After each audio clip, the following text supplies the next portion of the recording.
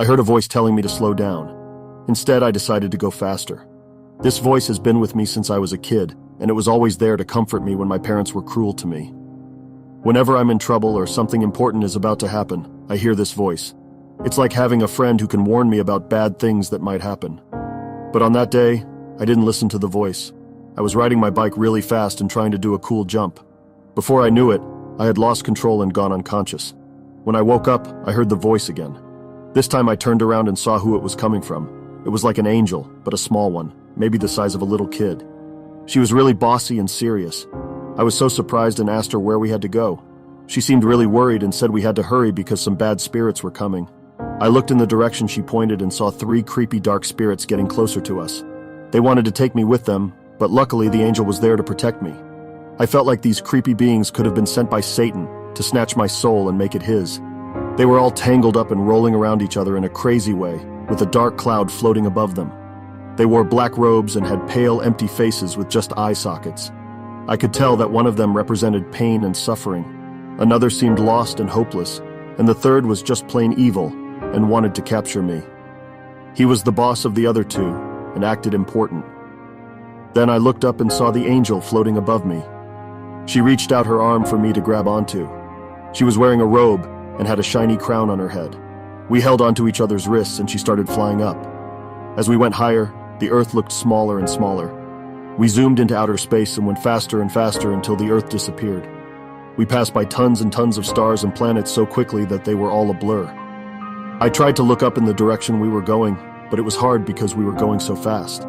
I had to use all my neck muscles to lift my head. The stars and planets were flying by so fast that the light bouncing off them made it seem like we were going through a tunnel of light. Finally, we reached a place that felt like we had crossed a magical doorway to get there. It was like a dreamy golden world floating in space, bathed in a soft, cozy light. The feeling I had there was absolutely amazing. There was no heat or cold, no pain or discomfort, no hunger or thirst, and no need for anything at all.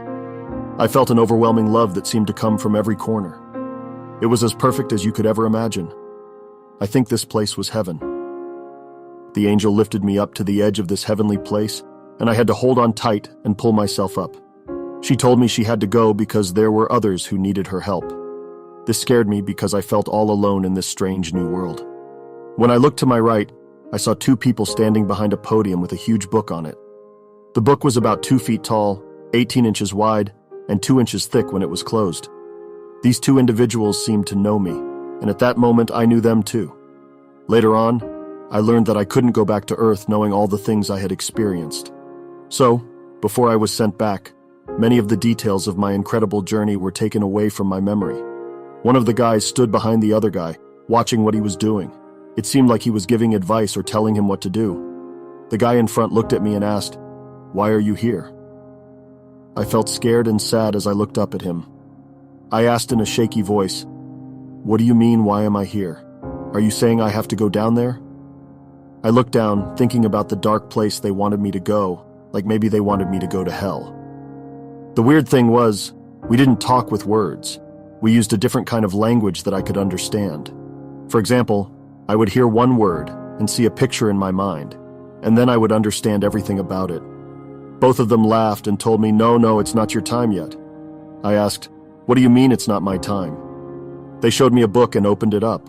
I saw that each page had 3 columns of names from top to bottom. The guy in front pointed to a page and looked at it closely. They said again, "It's not your time yet. Your name is not here on today's page." Then he went back in the book to a page that only had a little bit of space left and he said, "This is your time."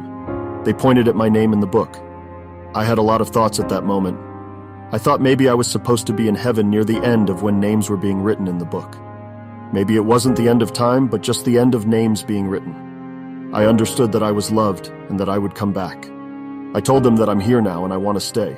And they said, "No, you have to go back. You're part of God's plan. If you stay here, this is all you'll get." They pointed to this deep place where I was and I replied, "Wait, you mean there's something better than this? What do you mean by all there will be?" They said, "Well, it depends on how you live on Earth, but we can't send you back." So I was confused and asked, "What do you mean I'm part of God's plan and I have to go back? And why can't you send me back?" They replied, "Don't worry, we'll take you to God. He'll know what to do."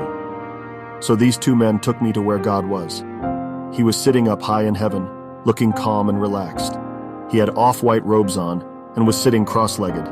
God reached out his hands to me, like when you're about to pick up a little kid. He was like, "Come."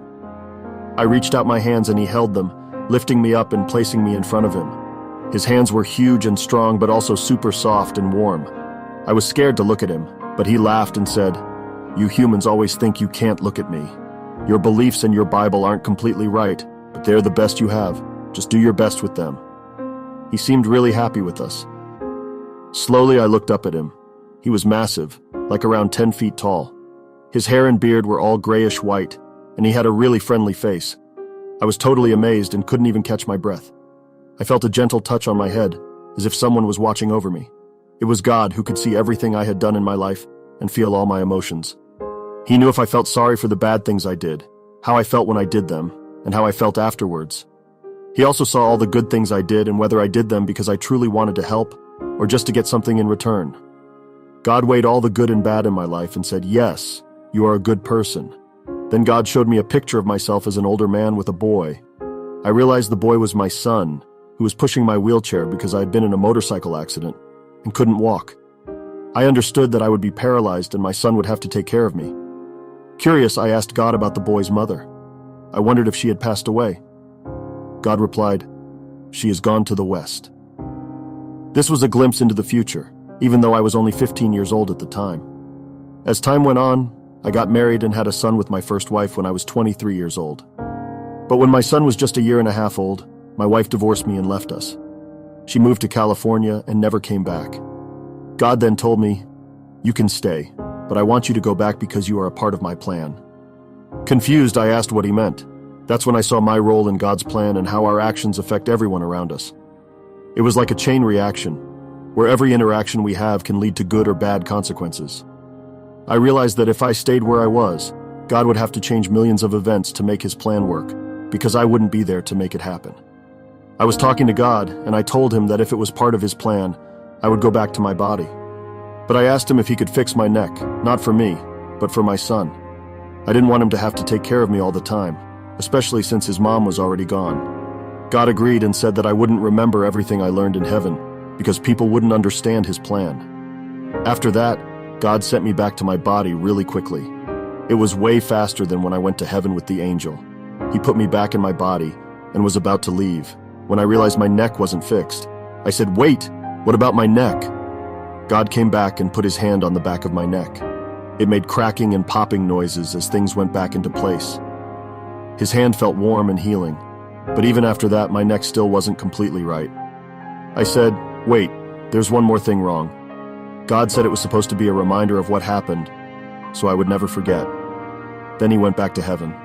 I started to wake up. Everything was dark again, just like before. But then I saw sunlight and took the biggest breath I've ever taken. At the hospital, they asked me a lot of questions. Some I answered, but some I couldn't because I was still thinking about everything that had just happened. They wanted to take an X-ray of my neck because it had sustained the most damage. When they looked at the X-ray, they were shocked. My neck area showed up all white and blurry, with no clear details. They thought there was something wrong with the X-ray film, so they tried 2 more times. They even checked under the X-ray table and examined the film, trying to figure out why my neck looked all washed out. Now, here's the strange part. I think it's because God touched me there and somehow his healing power made the X-ray film go all white. I know, it sounds crazy. I shared my story with some people, and those who know me believe me. Others who don't know me well try to come up with explanations like saying I imagined it or made it up. But I swear to you, this is the truth. I didn't become a preacher or anything special after this, but I've been able to help a few people who are going through tough times. When they need someone to talk to, I always seem to have the right words to help them out. Other than that, I'm not much of a talker or a motivational person. I'm just me, plain and simple. This story was shared by William R. and happened in the summer of 1978.